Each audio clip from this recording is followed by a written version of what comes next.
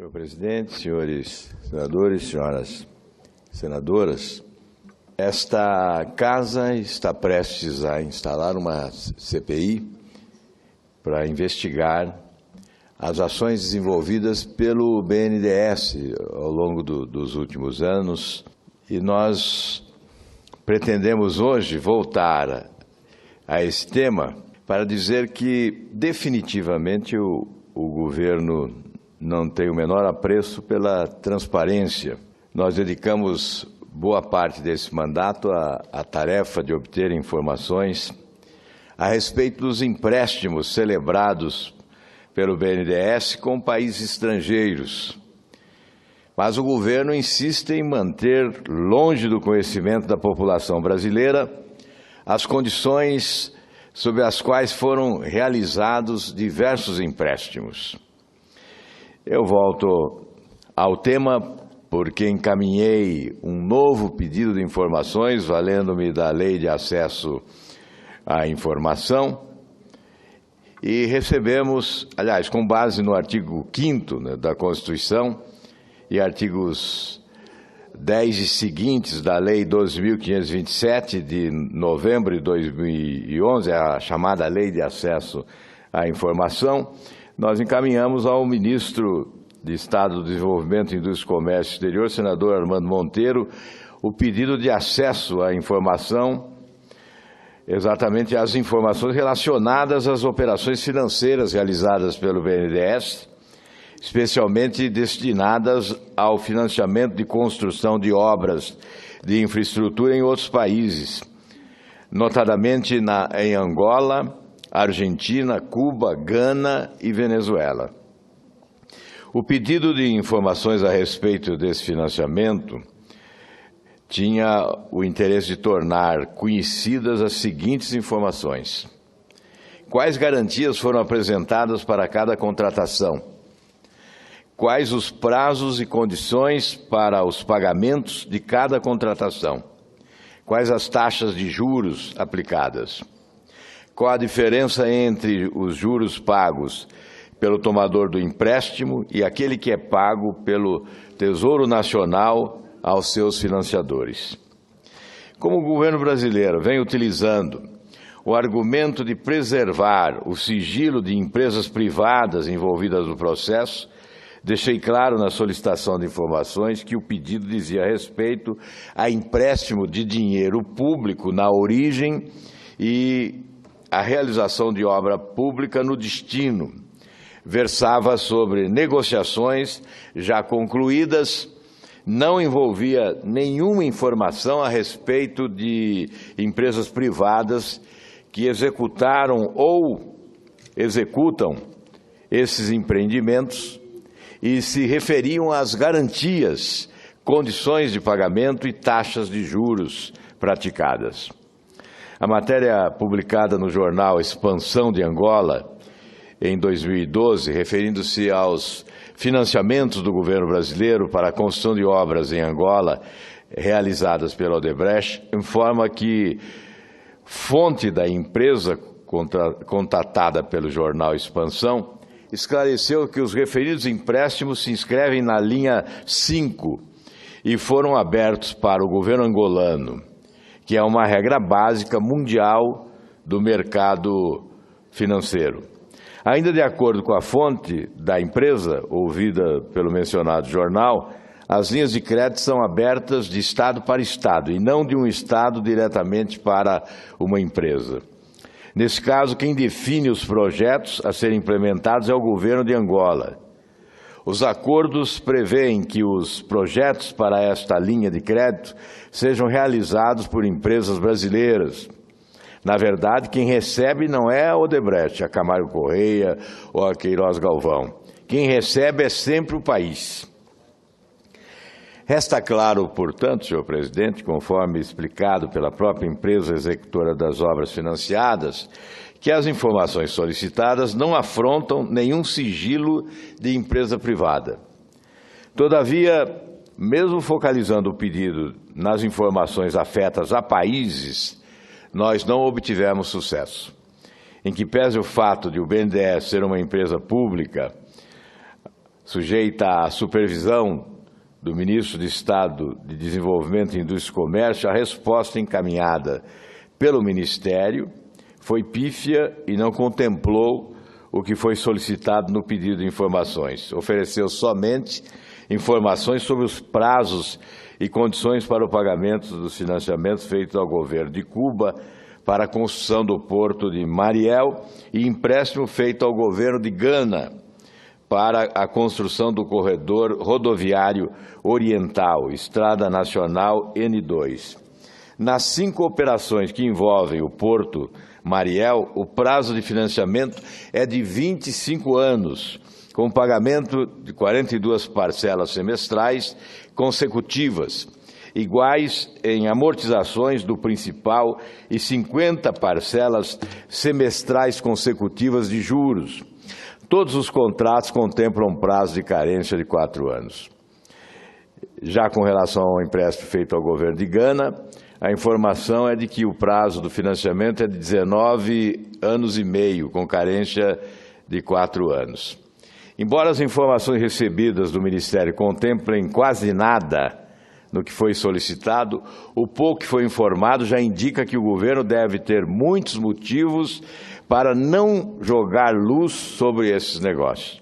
Na página do BNDES, que trata de operações dessa natureza, tem advertência de que o prazo do financiamento a ser concedido pelo exportador ao importador não poderá ultrapassar 15 anos, ressalvando que, no caso de exportação de serviços, o termo inicial para a contagem do prazo de financiamento será definido pelo BNDES em função das características da operação.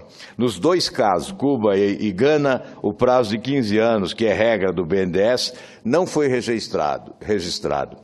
Portanto, em que pese a resposta insuficiente, ela já indica a prática de irregularidade.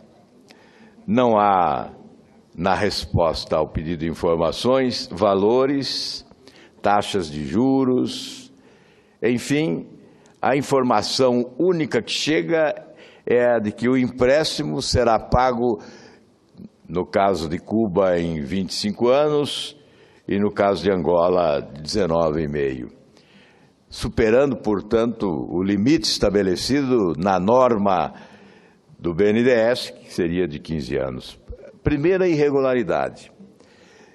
Aliás, o governo esconde as informações sobre valores, sobre objetivos, sobre taxas de juros, e exatamente porque há receio de irregularidades maiores.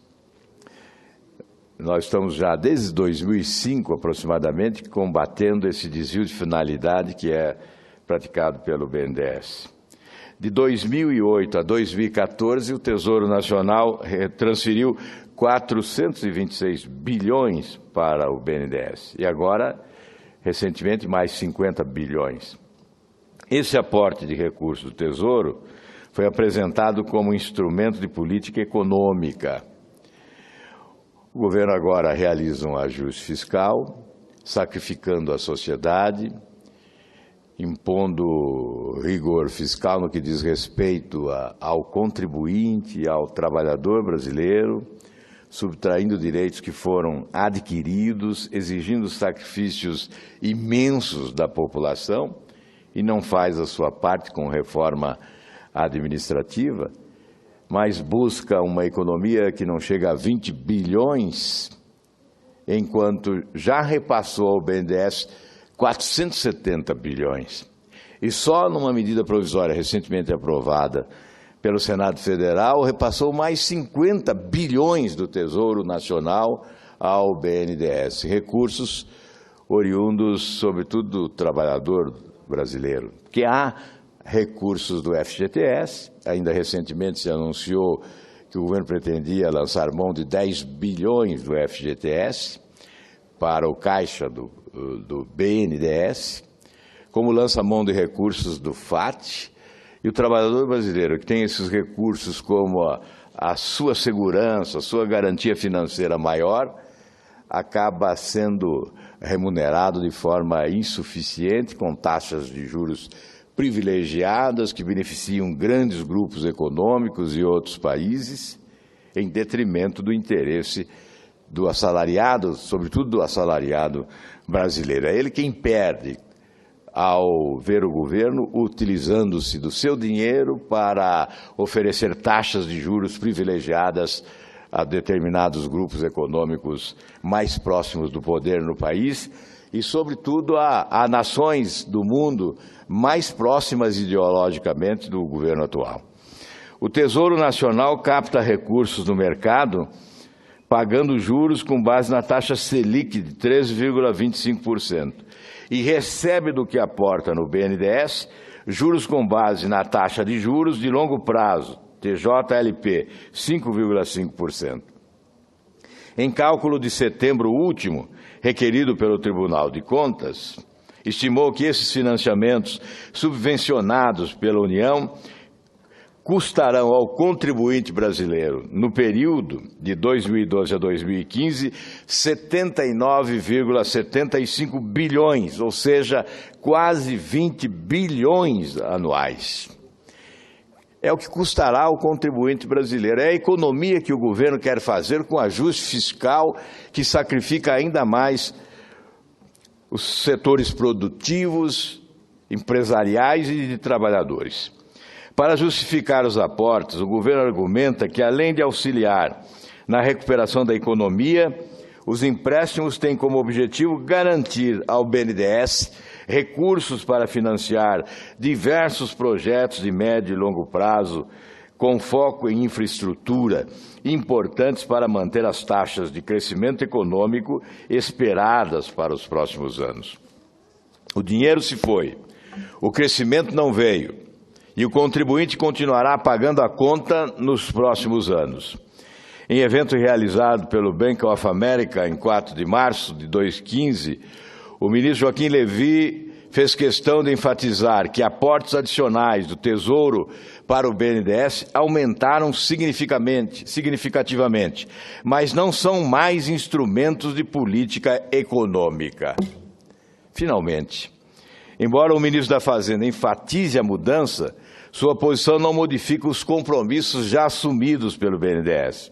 O contribuinte brasileiro, ou seja, aquele que paga imposto, continuará pagando bilhões anuais em equalização de taxas de juros de dinheiro que foi utilizado para financiar grandes empresas e construir obras de infraestrutura no exterior. Até dezembro de 2013, os financiamentos para a construção de infraestrutura em países da África e da América Latina atingiram o valor de 8,6 bilhões de dólares, o que representa, no câmbio atual, o montante de 26 bilhões de reais. Portanto, é uma cifra significativa. Especificamente, os empréstimos ao governo de Angola, país que abocanhou 33% dos valores acima 8,5 bilhões, merece um olhar crítico no sentido de que esse país mantém um governo permanente, dito democrático, desde 79. Matéria publicada no jornal El País, no dia 12 de 11 de 2014, informa que o jornalista angolano Rafael Marques, preso em 99 por suas críticas ao regime, publicou em 2013 na Forbes o artigo "Filhinha de papai, como uma princesa africana, acumulou 3 bilhões de dólares em um país que vive com 2 dólares por dia." Segundo Marques, os grandes negócios de Isabel dos Santos, filha do presidente do país, são forjados de duas formas: participando de uma empresa estrangeira que precisa de licenças para abrir caminho em Angola, ou por meio de uma concessionária criada pelo decreto real do seu pai. É para um país como este que o governo brasileiro oferece empréstimos da ordem de 8,5 bilhões de reais, com taxas de juros privilegiadas e sem informação alguma ao cidadão brasileiro que paga impostos, secretamente, sigilosamente. Coincidência ou não, matéria publicada no jornal El País, do dia 4 de 5 de 2015, repercutiu o fato da Delegacia de Repressão a Crimes Financeiros da Polícia Federal ter instaurado inquérito para investigar se os 16 milhões de dólares trazidos de Angola pelo publicitário João Santana em 2012 são efetivamente relacionados à realização da campanha em Angola ou seria uma operação de lavagem de dinheiro para beneficiar o Partido dos Trabalhadores. João Santana atuou nas campanhas eleitorais de 2012 e 2014. Sobre as informações solicitadas a respeito dos empréstimos concedidos ao governo de Angola pelo BNDES, o Ministério informou que encaminhou o pleito ao BNDES, que até o momento nada respondeu. O Ministério do Desenvolvimento Urbano, do Desenvolvimento, Indústria e Comércio. Basta recorrer ao Poder Judiciário para tentar obter informações de atividades que, à luz do artigo 52 da Constituição Federal, deveriam ser autorizadas pelo Senado Federal. É uma polêmica que está, inclusive, senador Assis, nas redes sociais. Uma professora da USP alega que caberia a ação direta de inconstitucionalidade em razão dos empréstimos sigilosos celebrados com outros países, a pretexto de que esses empréstimos não foram aprovados pelo Senado Federal. Realmente, em função do artigo 52 da Constituição Federal, eles deveriam ser autorizados pelo Senado Federal. No entanto, a matéria não é pacífica, já que há uma resolução do próprio Senado, a Resolução 50 de 93, regulamentou o dispositivo constitucional que diz respeito às operações de financiamento externo realizadas com recursos orçamentários da União, contratadas diretamente com entidades estrangeiras de direito público ou privado, que não pode ser interpretado como instrumento permissivo para dispensar a exigência de que a concessão de financiamentos por agência financeira oficial de fomento diretamente a governos estrangeiros ocorra com a aprovação prévia do Senado Federal, conforme dispõe o comando constitucional. O parágrafo 2º do artigo 1º da resolução estabelece que as disposições desta resolução não se aplicam às operações financeiras de apoio à exportação realizadas mediante a concessão de créditos em moeda nacional aos exportadores brasileiros ou mediante a equalização de taxas de juros de financiamentos concedidos por instituições do mercado financeiro, as quais deverão ser conduzidas pelo Poder Executivo ao abrigo da legislação pertinente. As operações de créditos destinadas ao financiamento de construção de infraestrutura em países da África e da América Latina não foram realizadas mediante a concessão de créditos em moeda nacional aos exportadores brasileiros. O financiamento, como foi visto, foi concedido de Estado para Estado e não de um Estado diretamente para uma empresa privada. Por esta razão, senhor presidente, nós cogitamos de alterar esta resolução de número 50. Preparamos o projeto com esse objetivo e depois verificamos que a senadora Ana Amélia já adotou essa providência e que há projeto de sua autoria na Comissão de Assuntos Econômicos. Por essa razão, nós recolhemos a nossa pretensão e apoiamos a proposta da senadora Ana Amélia de alteração desta resolução de número 50, para que esses empréstimos, para que empréstimos desta natureza, concedidos a outros países, obrigatoriamente tenham que ser autorizados pelo Senado Federal. As operações de crédito, portanto, seriam as operações de crédito destinadas ao financiamento e construção de infraestrutura em países da África e da América Latina, não foram realizadas mediante a concessão de crédito em moeda nacional, como eu disse antes. E, portanto, essas operações, com as alterações que se pretende nesta Resolução 50, terão que obrigatoriamente passar pelo crivo do Senado Federal. O Senado Federal pode, portanto, regulamentar de forma diferenciada os empréstimos realizados com recursos orçamentários da União e aqueles financiamentos por agência financeira oficial de fomento. Entretanto, não pode deixar de autorizar operações que a Constituição Federal atribui a ele competência privativa para autorizar. O governo federal, além de deixar de observar comando constitucional para conceder os empréstimos a países estrangeiros, esconde dos brasileiros as condições que empresta o dinheiro público a países com governos identificados e alinhados com o Partido dos Trabalhadores. Portanto, senhor presidente, mais do que nunca é necessário se instalar esta CPI do BNDES. Todas essas questões serão alvo de debate nesta CPI, evidentemente, além da investigação que se fará sobre esses empréstimos externos sigilosos, né, o desvio de finalidade do banco. Nós, em diversas ocasiões, quando abordamos essa questão, questionamos o governo brasileiro sobre o fato de estar ele comprometendo acordos que foram celebrados pelo Brasil com outras nações de combate à corrupção internacional. Porque com essa modalidade de empréstimo externo sigiloso, estaria o nosso governo contribuindo para estimular a corrupção internacional, já que ela se daria em outros países com as facilidades oferecidas às empresas que chegam com os recursos do Brasil para a realização de obras.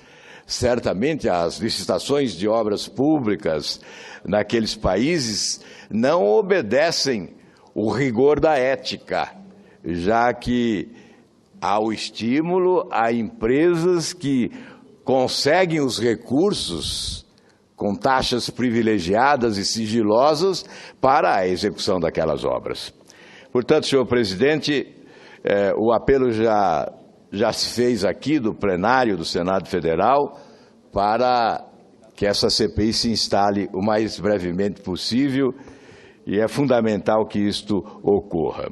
Nós encaminhamos, apenas para concluir, senhor presidente, agradecendo a concessão do tempo, nós encaminhamos ao Supremo Tribunal Federal, recentemente, porque não obtivemos respostas com base à Lei de Acesso à Informação, um mandado de segurança pretendendo abrir essa caixa preta, ou essa caixa de Pandora, para conhecer os detalhes dessas operações de crédito celebradas pelo Brasil com outras nações, que importam já em mais de 8,5 bilhões de dólares nos últimos anos. Esse mandado de segurança foi protocolado junto ao Supremo Tribunal Federal, tendo como relator o ministro Luiz Fux. E, recentemente, com o recebimento de novas informações insuficientes, essas informações insuficientes nos autorizam a impetrar um novo mandado de segurança, desta feita do Superior Tribunal de Justiça, que me parece ser o local mais adequado, o foro adequado para o julgamento de um mandado de segurança dessa natureza. Portanto, nós já estamos providenciando um novo mandado de segurança, já que realmente, com base nesta resolução, nós não teríamos respaldo jurídico para uma ação direta de inconstitucionalidade e resta a utilização desse expediente do mandado de segurança e é o que pretendemos fazer novamente agora com o endereço do STJ. Muito obrigado, senhor presidente.